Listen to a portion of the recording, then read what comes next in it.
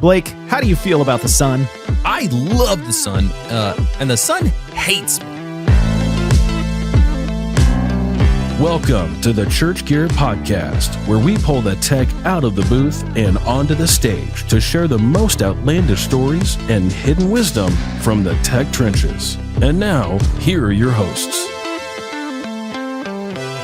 I'm your host, Blake Hodges, a man whose soul exists on a body of water, but my skin exists on a frying pan. And I'm here with my co-host, whose farmer's tan has always protected him from burning, Toby Walters. I mean, you can see it right here on my arm. It is intense. It's strong. I always notice your neck. California boy. I know. It's my kids call me a redneck all the time, and I'm like, you're not wrong. I've thought about calling you that, but you're like a brown neck. Like, I think you're more California than red. Like, it's brown. It's not red. Yeah, I get it. So as you said, I grew up in California, so sunshine is kind of in my bloodstream. So Blake, I don't know how affected you are day to day by the sun. I woke up yesterday and it was bright and sunny outside, and I was all geared up for a sunny day. And within an hour, the clouds rolled in and there was no more sun. I was like, you got to be kidding me. And then this morning I woke up and it was all cloudy. And then like an hour later, the sun rolled in. And so I'm like, gosh, you're totally messing up with me. But growing up in California, it's not exaggeration to say, like, if you live in San Diego, it's sunny all the time. Like, there's 365 days a year, and I think it's sunny 350 of them. I just can't even comprehend that. Tennessee changes too much for that level of consistency. So if you spend time near the coast in California, there's this thing called marine layer. Blake, are you familiar with this term, the marine layer? Not even a little bit. So you can wake up in San Diego, and depending on how close you are to the coast, there is this marine layer, and it's this cloud layer that lives over the water and comes in over the land. So if you live near the beach, you're going to wake up, and 50% of the days, it's going to be overcast for the morning. Now, that's going to likely burn off. That's a marine layer. Or you can go a mile, and I'm not exaggerating, you can go a mile inland, and it's bright and sunny. It's this crazy phenomenon right along the coast. So do people not want to live on the coast because they know it's going to have the marine layer? I mean, there are pros and cons. Obviously, you live on the water, so that has its own advantages. And then also the marine layer, some people, I think, like it because it's not always just 100% sunshine. It is a lot of sun. So the sun influences your mood greatly. It influences mine greatly. 1 second. Only approve send budgets on sunny days. All right, nothing to see here. So when I was doing a job search for worship pastor position, this like 15 years ago at this point, I did interview for some churches in the Northwest.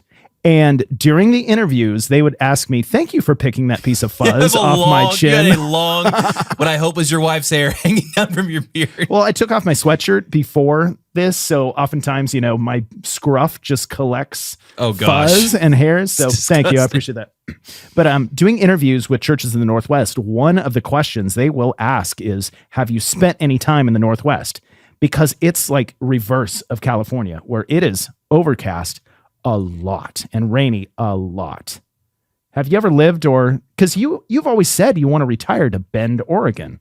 Well, I think I'd retire. I want to go to Bend, Oregon. But then BD gave, this is a real story. Yeah. BD said, hey, you got to know where you're going or why you're going somewhere before you go there. Yeah. And I realized I didn't know why I wanted to go. It was just on a list. I saw a bunch and that repetition worked on me.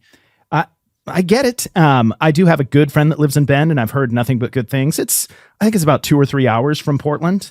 I don't know how overcast it is, but it's a very different, reality with the sun and the cloud relationship there. So how many days could you make it up in the, north part? Now, I've been to the Northwest in the summer, and it's straight out of heaven. So I went in June one time, and I've never seen something more beautiful than the Northwest in the summer. And a lot of people from the Northwest will tell you that. But, once you start to get into September, all the way back through May, like, it is overcast and rainy and drizzly a whole lot of that time. Well, speaking of someone that is always overcast, rainy, and drizzly, the lead audio and systems engineer for Mannahouse Church and Church Gear hat model, Peter Zatsepin. Welcome to the show, Peter. Hey guys, what's going on? All right, Peter. So you're in Portland area, right?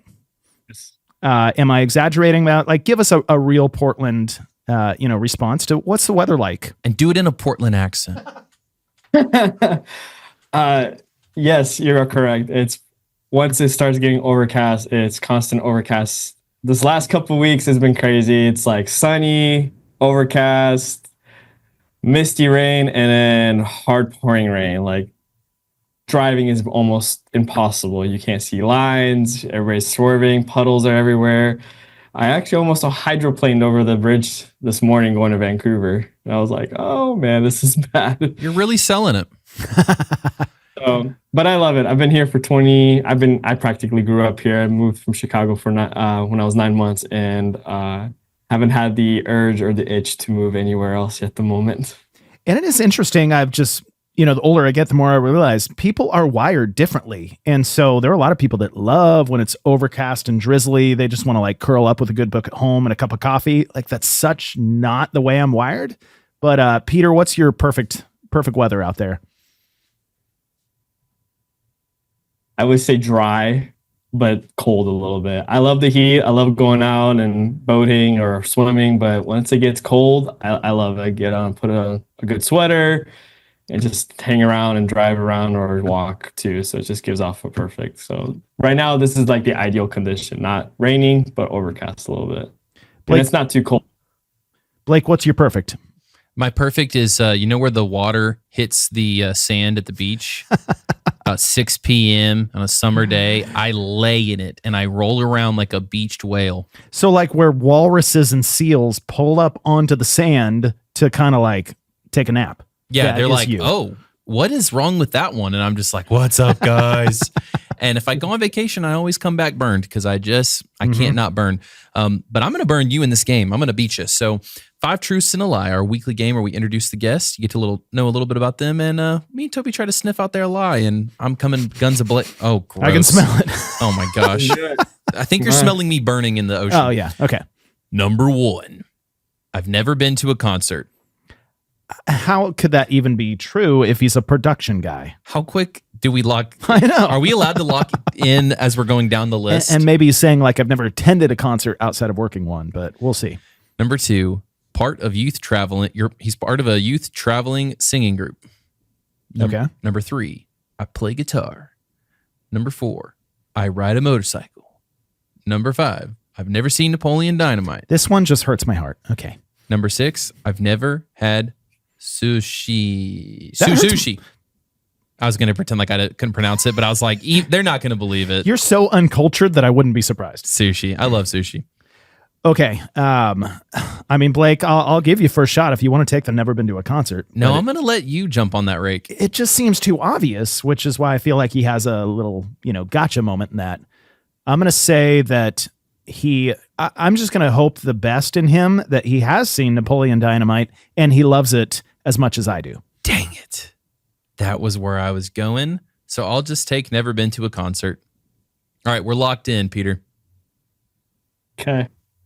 So, are you guys telling me what's true and a lie, or Now, you got to tell us which one is the lie. never had sushi was a lie? So we both got it wrong. Dang it, the guests are slaughtering us. Yeah. I love sushi. If it's the only thing I could eat, I would probably. Is there really good sushi in Portland? There's a lot of great sushi places here and authentic too. So Okay. some are kind of more westernized or Americanized, like you would say, but then there's very awesome authentic. My former boss loves it because he's been to Japan numerous times, and he experienced the authenticness of sushi there, and he's like, ever since coming back, he's like, I'm gonna go look for it here. And there's a few spots that we go to that we absolutely love. Yeah, I went to Japan twice as a kid, but I didn't like sushi as a kid. It was totally lost on me. But now I can't wait to go back sometime. And some of these master chefs, you watch them on the cooking channel and stuff. That looks amazing. There's a place in North Nashville where you pay a flat fee of $30, and for 2 hours they will just bring you orders and orders and orders of sushi. And I may or may not have been there a couple times. But you're a bottomless pit, Blake. I can only eat so much. So they operated on a loss. Yeah. Okay, tell us about never going to a concert. What does that even mean for your production person? Okay, and I get made fun of this a lot. My current boss, she's a concert. She goes to any concert that comes up, she'll go. y'all know that I'm Russian. So for me, I grew up in a culture where that wasn't it wasn't frowned upon. It wasn't of the norm for us. So for me to go to, I loved rock. I loved everything, of any sorts of music. But for me to even go to a worship concert was difficult because we didn't really support that contemporary style of music. So for me to even go was the no-brainer. I barely even went to a basketball game here. It's Trailblazers, any kind of games. Like, it's only after like 18 where I started kind of venturing off into that. So for me, sadly, I've never been to a concert where I didn't have to actually serve, or like even recent years of going to more of a westernized church like Mannahouse, where we do open our facility to a venue for concerts of kinds. So I've never been to a concert where I've never actually had to serve in or provide technical support, where I didn't just go to a concert and have fun listening or being in the mosh pit or anything like that. I thought you said you lived in Portland your whole life, though. How was the Russian influence? When did you move over to Russian before the Ukrainian and the COVID? There's a very large population of Russian, Ukrainian, and Slavic communities here in the Pacific Northwest. Oh, so it's still like you grew up with the same traditions and stuff. My parents were never of religious faith until moving to America.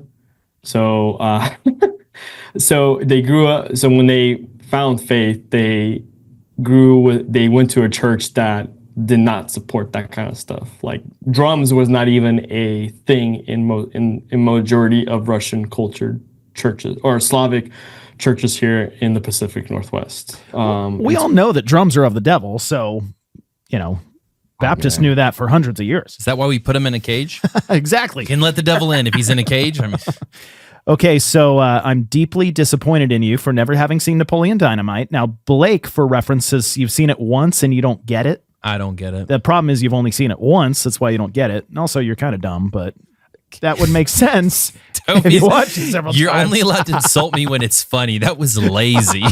Lazy. You almost sounded like an idiot. Yeah, exactly. So, Peter, what's the deal, man? Do you not want to watch it? What's going on here? I guess at the time my humor wasn't as awesome as it is now. So like for me, I was like, I think this is a stupid movie when I was like younger. When it came out, I've never watched, like, so my former boss loves some Nacho Libre and Napoleon Dynamite. He's like, "You've never seen Nacho Libre?" I was like, "No." He's like, "Oh my goodness." So we stayed at his house for New Year's and watched it. And then he found out I never seen Napoleon, because he always makes references. And I understand the references because I've seen clips all over YouTube or social media. So you understand. But he's all like, "Have you ever seen that?" Like, "I've never seen Napoleon Dynamite." He's like, "Dude, what is wrong with you?" I'm like, "There's a lot of things wrong with me, but we can work on that. If you invite me over, we can watch it." Peter, you have a very similar relationship with your former boss and me and Toby. I mean, this is word for word, like references, not getting it, saying what's wrong with you, not having the courage to say you're actually the wrong one. I mean, this is quite similar. And Napoleon Dynamite is not like refined comedy. It is kind of the lowest common denominator, but somehow it just works. It's kind of like Blake. No, See? Let's go back to comparing me to Farley. Idiot. No, it's idiot. You got to do it like idiot. So, Peter, I don't know that Napoleon Dynamite is a, must see in order to work in production. So give us a little bit of, a quick snapshot of your background in production. How'd you get your start and what led you to your role today?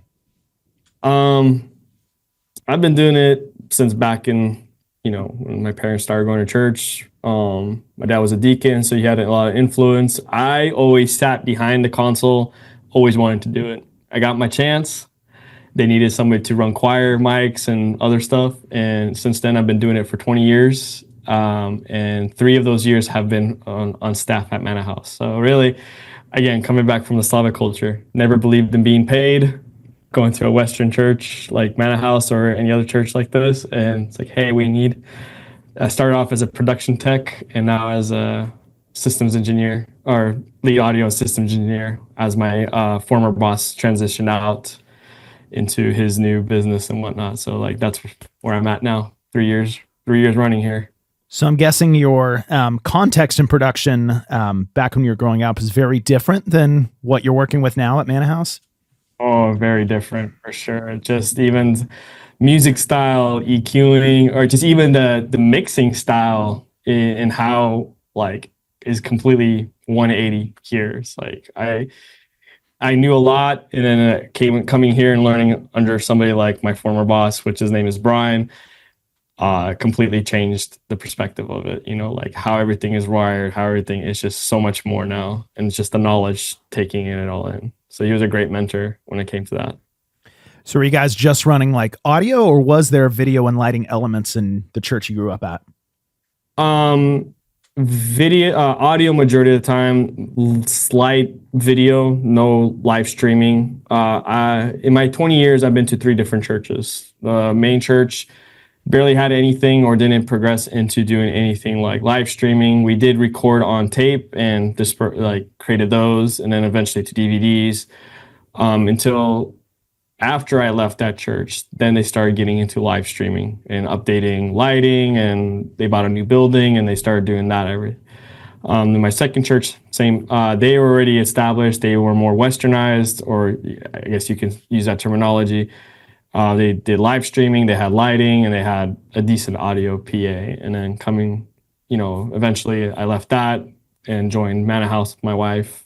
My 10-year-old son, at the time he was like 5, I think. And we came to Mannahouse, which actually the transition was from City Bible Church to Mannahouse. So we went, as we were joining, it transitioned over to a new name under new leadership. But then coming here, it was a whole different story, a different PA, sounded like a rock concert here. And I was like, this is awesome. This sounds great. I love the feel, love the vibe. We're going to stick around for a while. And then during Mannahouse, I just did not want to do audio. I actually quit doing audio for a couple of years. I was like, I'm never going to do it. And then somebody found out that I did it, and they're like, hey, we want you to do our youth group and young adults. And then my love and passion came back, and Brian, my former boss, took me under his wing as a mentor and just taught me everything that I know now. We've heard this before. I'm not going to tell anyone I do this thing, but they keep pulling you back into the game.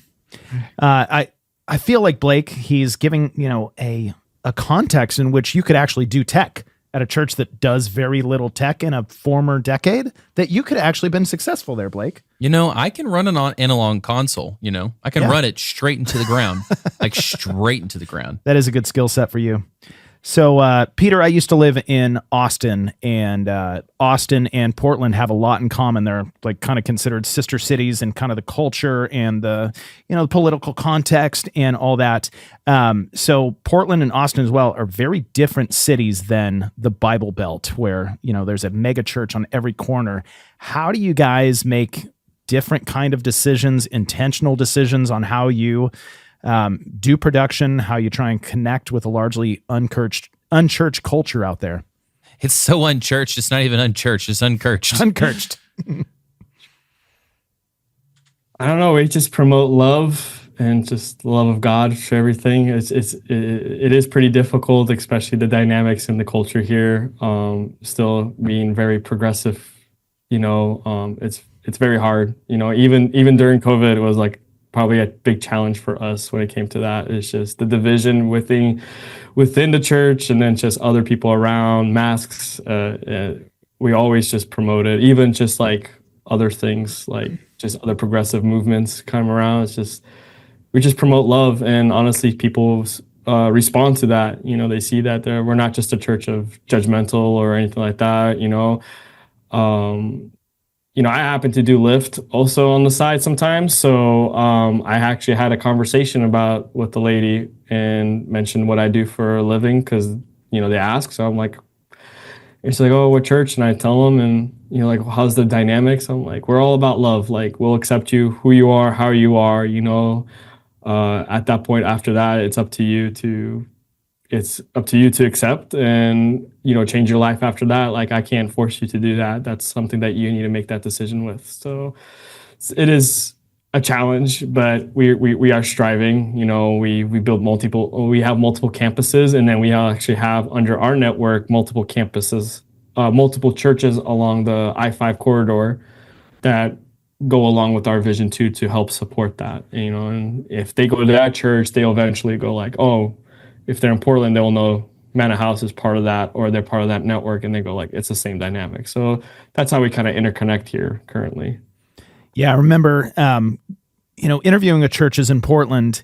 It's, if you're talking to a church in Texas or in the South and they have 2,000 people, it just feels like another Tuesday. Like, it's a cultural reality where people go to church in that part of the country. But in Portland, if you have a church that is growing and thriving, it's like you can just sense that there is something happening there, because to be thriving in such an unchurched culture, like, there's only one way to do it. Like, the Holy Spirit has to be moving in really powerful ways. Do you sense that difference being out there? I know you've been there for 20 years, but do you get that sense? Oh, for sure. Even under even current new leadership, that's just that revivalness that we are looking for. It's just, especially COVID, it kind of like really put a damper a lot in certain leadership and certain decisions and stuff. Like, now, as we're recuperating after COVID, we still feeling, even our attendances have skyrocketed since then. We're seeing, like, we used to do 2 services at our main campus. Now we're probably going down. We went down to 1, and now we're looking. We're like, okay, this is going to be crazy. We might have to eventually go back to 2 services now. So we're like, okay, great. Yeah. So we feel that, not just even among the congregation, there's just even part of our department and the vision. We're all striving for the same thing. It's like how do we make it all better, and how do we progress that together, for sure. So season is upon us. I don't know when this episode will release, but I assume you guys are planning for Christmas coming up. What is Mannahouse doing? What do your services look like for Christmas, and what's involved for production? It goes year by year, really. Still the same thing.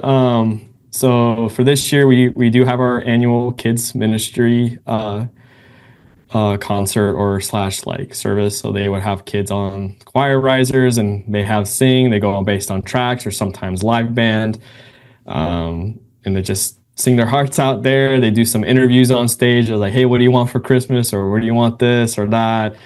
And then I think Christmas Eve, depending on how the dates align. So this year it just happens to be where Sunday works out for us to do live services this year. So we're going to do, with our new worship pastor, most likely she likes it big. So most likely a choir style with a lot of instruments. We have a Leslie on stage, or a Hammond with the Leslie in the back. So they've been doing a lot of organ playing here, So less rocky, more gospel style here now. So we're excited for that. And just a lot of planning. We're currently planning now. We just had our few meetings, and they're just making sure, like, we want it to sound great. What can we do visually different? Can we do LED wall somewhere, or a strip? We're just planning it all out right now. So yeah. Are you guys planning to rent any specific gear for your services?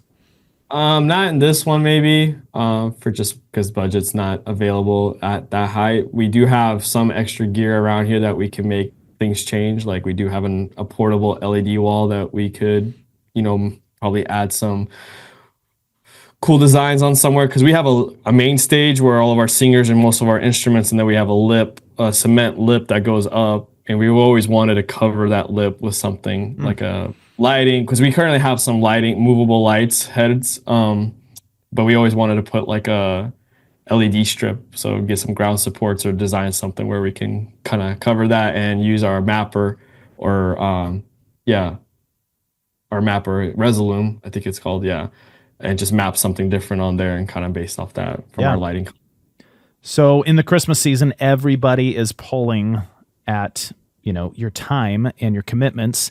How do you and your team try and balance church requirements with family requirements, with trying not to go insane and just keep your mental health above board during that time? Are there specific things you guys are trying to do to keep that balance through this season?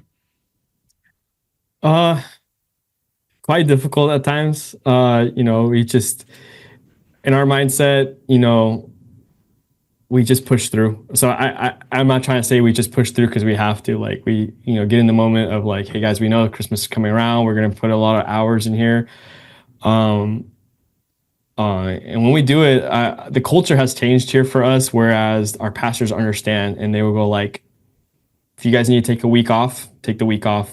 Don't be here. And after every events that we do, our main pastor will come up like, hey, here's dinner on me, code it to my card, go somewhere fancy, take the team out, and then take a few days off. Majority of time, our other two production staff who are kind of newer and just not as high in the hierarchy, we would kind of ask them like, hey, we don't want you guys to see you guys on campus, take your time off, don't answer any phone calls. But for me and my boss, Alicia, there's times where we kind of have to show up, like a technical thing would fail and we need to fix it before another service comes around. So there's times, but like majority of the time I would go like to the beach. I would just take a drive down to the beach because 2 hours away from me. So, we promote, a Sabbath for sure. Like we want to make sure like after a busy time, we know that it's coming. There's a lot of setup to do or whatever. And we go like, after this, guys, just zone off. Like we don't want to hear anything about it. We'll debrief, post feedback afterwards. Get out of here. Get out of here. Pretty much, yeah. And honestly, it's working. Like we feel rejuvenated after, a tough, like I wouldn't say tough, but at times it is stressful. And it's nice to kind of disconnect from that and then come back and like, I'm ready for the next project now. Because it's back to back. So once Christmas service is over, we're going to our annual youth conference in February. So we're like, we just got to prep for that afterwards. Yeah. So, I feel like there's certain, what's a job? A career, Blake. That's a good word. Neither of us have ever had one of those. So we're really struggling to think of the term. There's certain careers where there are different expectations than the normal Monday through Friday, 9 to 5. Like military wives understand their husbands, or, military spouses understand their spouse is committed to certain things. It's just going to be gone sometimes. Do you and your wife have kind of an open conversation of how that works in your household, where she understands like Christmas season, you're going to be gone more than not? How do you guys communicate that for your family and just making sure that you still keep those priorities at home? So my wife is actually staff here at Mannahouse too. She's our HR assistant. So she understands, and her job entails a lot of work too for what she does. So we've kind of got used to that, where we're like, oh, okay, we're both working. And then she also does production. When I first met her, she had no clue about production, pro presenter. And when she met me at my other church, I was like, hey, I really need somebody to do pro presenter for me. Can you do it? She's like, I have no clue how to do it. Like, just sit down. And ever since then, she got it. So as we're coming to Mannahouse, like we understood like the time that I'm here in conferences and other events, she knows like I'm pulling 15-hour, 16-hour shifts here. Early morning rehearsals all the way down to the last service or general session. And she's like, I'll see you at home later. And by the time I get home, she's already passed out. And try to take the weekend, to spend time, stay at home, spend time with the kiddo, play some Fortnite with him or something like that, or, chill out, or just sit down and talk. I'll make food and everything like that and just kind of disconnect myself from the church world for sure. Yeah. Blake, I feel like it's very uncommon for husbands and wives to work at the same place, but it is not at all uncommon with production people we talk to that their spouse also works at the church. Or at churches. A lot of times when I hear of people getting a job at a church, it's like, yeah, I'll move across the country and you got to hire my spouse. Yeah. I feel like there's a good joke in here of his wife being HR, but I can't find it. That she constantly... what's it called when you have a violation? Like an HR violation. Violating HR, yeah. Yeah, she constantly writes him up for sexual harassment. Oh, no. You're going to cut that? Oh, it's his wife. Let's find out. We'll find out. That is the joke always around. See? It's like, it's his wife. Every time I would come up to her, it's like, hey guys, leave some room for Jesus. Or like, guys, like, you guys gotta be joking me. We're not even doing anything. I'm just talking to her. They always make the same jokes. So I'm like, if I can get a penny for every time I heard that, I'll be rich right about now. So. Yep. See, and you want to cut that, Blake. We'll find out. You heard it here. Apparently, everyone at church already says it. So if it can be said in a church, it can be said at church. So, Peter, mistakes happen. Stuff goes wrong. People get frustrated, chaos abounds. When this stuff happens on Sunday mornings and then you're expected to enter back into worship, how do you guys handle this as a team, to think like, okay, we've got to fix this problem. We've got to not get mad at each other. And then all of a sudden we got to like put our minds and our headspace back into, we are leading worship from our roles in production. How do you guys handle that as a team when those moments come up? Oh man, that's a hard one, especially with recent things. It's a recent new adjustment in culture for us to do that, because the culture was always perfectionism. So that's where it kind of leads to that point where, prior leadership was like, we don't want mics to be on time, nothing going on. And, we're currently reading Drew Hester's Purpose-Driven Production, and that's been really helping us to get into that mindset of like, we want our team, not just staff, but even volunteers to experience worship. If they feel like they want to lift their hands, do that. If they want to jump around, but still being mindful of what they're doing, making sure slides are on time, camera shots are there. And honestly, it has been a big improvement of what we're proposing or how we promote that. And but there are times where there are certain situations where like you completely have to disconnect, and you either because you're frustrated or you're very upset or angry, and your facial expression can actually give that away. A story that happened recently is that we run Allen and Heath D-Live consoles. Currently, D-Live consoles during COVID have been known for having fader bank issues. They sure do. Which Allen Heath hasn't really responded to that, but they have a fix. Called out right here on the Church Gear podcast. Everybody I love knows Allen Heath. Nothing against them. Yeah. And they did a great job getting us our stuff fixed and everything works. But again, fader bank issues, whereas sometimes if you're flipping between fader layers, certain faders are zero out based on the previous layer. And we run groups on certain channels for extra processing like compression or dynamic viewing. Our MC or our pastoral mics were on that group. And somebody came up and said, can you please turn on the lobby speakers, which run through a matrix? Well, my coworker came up and pressed on the layer and it zeroed out their MC mics. Upstairs in our control room, it's being fed by the broadcast mix. So we think it's okay, but we're noticing he's kind of like, oh, it doesn't work. And I'm like, what the heck is going on? Found out, I'm rushing downstairs. I fixed the problem and I'm asking, what happened? Well, I came here and I want to try to do this. And my facial expression was like, why did you do that?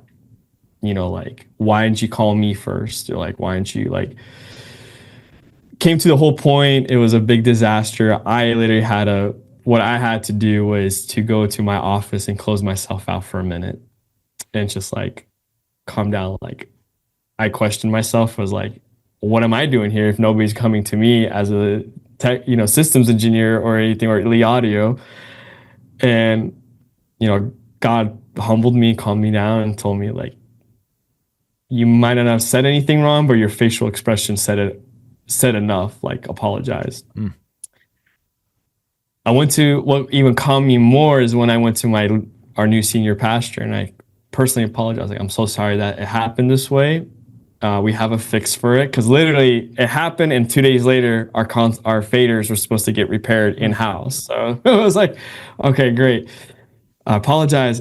The one thing that he said that really calmed me and really humbled me was, if there's a fix for it, that's great. You know what I'm really worried about? I'm worried about what's going on in Israel and in Gaza and Lebanon. Like, I'm praying about that. Like, if this is a fix, we trust you guys. And that's the culture that we love right now, is that there's really a lot of trust from our senior pastor, not for the perfectionism. Like, you're in this position for a reason. You're doing great. If you can get it fixed and it's never going to happen again, I'm totally fine. I'm like, thank God. So, we talk to each other for sure. Like, we don't just leave it aside and hold grudges. Like, we would debrief on a Monday or Tuesday when our staff meeting, departmental meetings would happen. And we were like, hey, I apologize if this has happened, or let's focus on, perfecting it. And we want the spirit of excellence still, but, we understand mistakes happen, kind of how we would talk about like what are our next steps to go about not having this happen again. Yeah. I love that. Blake, we got to talk to several lead pastors in our pastor series recently, and I know it was said a couple times, but the idea of like, mistakes happen. If they keep happening, that's a different thing than just, mistakes will happen. Right. Like Alan and Heath, if the mistakes keep happening, if you want to keep banking on making money on consoles, you better fix the faders or the money's going to fade. That was pretty well done. I'll give you that. I've been sitting on that for like 3 minutes over here. But, I love what your pastor said of like, I'm worried about what's happening in Israel. Like if your pastor's worried about the fader banks on your Allen and Heath console, then your production team's not doing their job, to free your pastor up to worry about the big things. And obviously that takes trust between pastor and production. So, I love that it sounds like there is trust from your leadership, to your production team. And that says a lot of you guys. For sure. No, and it's not easy. It hasn't been easy because just the culture had to change. And I've never heard from that, even coming from a Slavic background, perfectionism was always a key thing. And with Slavic churches, majority of the time, their system has never been properly EQ'd. So there's always like feedback. So you're like, why can I not hear myself? Or this and this and that. Or like, well, if I push you anymore, so like, what's wrong? I'm like, here, just coming from that, or from sometimes what I hear from other churches, from friends who serve in even a Western style, is like, they always tell me it's very hard to accomplish something because of that level of perfectionism. Hear that from my our new senior pastor. It was very humbling. I was just like, this man's worried about other things rather than a mic. And the way he even mentioned it is all like, if they can't fix it, I'm just gonna scream and I'm gonna preach. My word is still here, the Spirit's still here. I was like, I think that's what really calmed us down too, to even hear that. And we're just like, man, this is great. So like, I really can't go about it without crying right at the moment. So it's very humbling. That's it. So that's what humbled us, is that it kind of starts from the top. If our pastor can be that humble and not be like, take it and let it eat him up, like, why should we let it? And even coming from the book that we're reading, like, we can't ponder on those negativities and focus on those. Like, even coming into service or practice, like, it needs to be perfect. Like no, not the mindset like things are going to happen, but like, hey, let's just run service, let's run line checks, let's run lights, and we'll go and we'll try to fix everything there. But also know that things could happen in the middle of service. A drum mic can fall off, or sometimes our worship leader would turn off their mics or their guitar packs, and it's like, oh, now I don't have it. And they kind of go like, what happens? Like, you probably turned off your mic before. Like, oh, those are faded with batteries. Or like, it's fine. These batteries will last long. Like, they're made to last for a full day. There's no need to turn them off for a couple hours, or even 30 minutes worth of worship. Yeah, and not to over spiritualize it, but like, Christ teaches us that he's the only perfect one. So I love that you guys were able to do a perspective shift from perfection as the culture to understanding as the culture. That's a big change for you guys. Peter, I feel like you gave us a disaster story with the fader bank issue. Do you have another one, or would you like to, do you have the opposite of a disaster story? It was like, hey, we achieved this thing as a production team and I want to talk about it. It was awesome. The biggest disaster story, that was simple. Like, that's just kind of like taught us the humbleness. The disaster story, and I always say to everybody, and this is where I've never seen my former boss run so fast even faster than me. I was like, I like this already. It's when we finally transitioned from our Yamaha PM1D, the golden age consoles, if you guys. And I actually just recently used it in another church that we donated it to for a worship album. And it was great being on that console. And you were like, I want it back. I'm going to bring it back. Should have never left it. Yes and no at the same time. But, and we transitioned over to our Allen and Heath consoles and ecosystem. Our mix rack is down where we call the dungeon. So it's like a storage room that we have, and it's filled with all old seating, photos, and just a bunch of gear that we have there, which eventually I might have to sell to you guys too. Ching, ching, ching. So our mix rack is down there and plugged in. It has our video rack too for our LED wall and whatnot. So everything's plugged down there. It always happens for our youth conference that we get a severe snowstorm every year. It has not failed us yet. And every time they changed it over, it always snows. It's like the snow follows that conference for a reason. I don't know why. Gear should follow vision and snow follows gear. That's right. So our heaters also broke. Oh. So it was cold.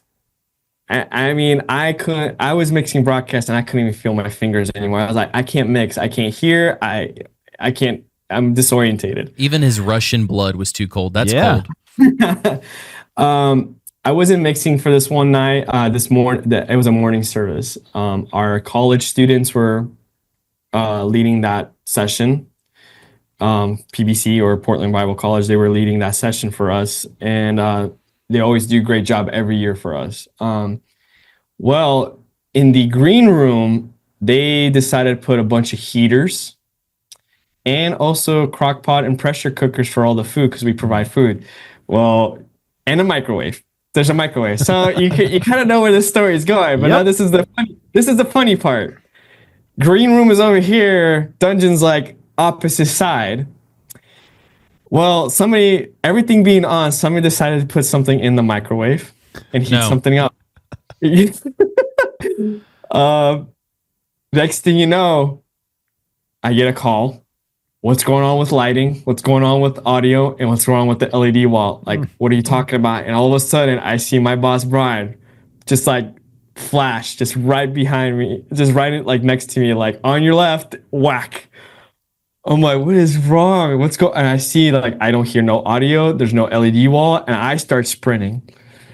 Apparently the circuit for the green room where they plugged everything in was tied in with the dungeon's circuit. We never knew about that. And this is old age wiring, like back, the building's like 50 years old now. So like it's I don't know if it's up to code or not, but it's on the same circuit. So we found out where it was. We found it and we're like, okay, cool. We made a workaround so it never happens again in case they need to make food. So we ran it on a different circuit.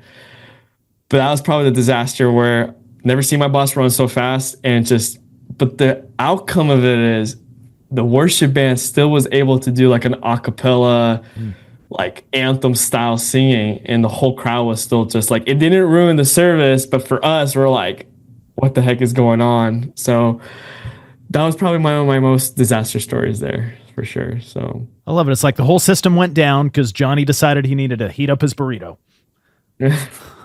Well, I was expecting, this is way better than I thought it was going to go. Instant pots can be used as explosives. Oh, that's a good point. So I thought he was about to say, turn on the microwave and like there was too much pressure in the basement and like explosion. Yeah. Yeah. So this is way better. Every time my wife's cooking something in the Instant Pot, like when she presses the button to release the pressure, I'm like, all right, let me leave the room first. Dude. I'm scared. Yes. It's not good. Yeah. I mean, the food's good, but yes, sometimes. Peter, we like to wrap all our episodes with something we call a tech takeaway. And so is there a unique piece of wisdom or advice you would give from everything we've talked about that can apply to church of any size, even the smallest ones? As for someone who's dealing with it, to all productions, whether you're lead or just a technician or whatever, you guys matter. Your position matters. Don't ever think that you're not important, or if somebody's not mentioning something to you that you're disregarded. You're put there for a reason. There's a reason why you're here, and there's a reason why somebody trusts you to handle certain things like this. So you matter, you're worthy. If people don't think you're worthy, God thinks you're worthy of what you're doing. So keep at it.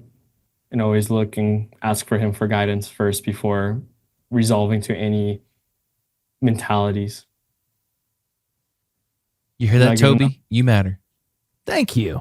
Because I work in production. You don't, so you don't matter. Oh, crap. All right. Whenever I finish my tour of duty, going from 7th grade to 12th grade in youth ministry, maybe I'll Good point. really threaten the production team that they might have to deal with me. Maybe I'll volunteer there. Turn it into a whole YouTube series. Oh, boy. They're going to say we do not need your nonsense here.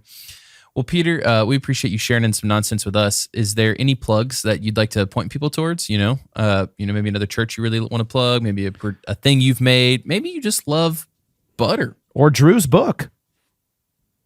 I would really recommend Drew's book. I love it so far. It's been really helpful, not just personal life and church life, honestly. It even grows our team. It's something that I've never experienced or done in our 3 years here with this new team that we have. Like, how do we build a culture even among our team? And his book is great.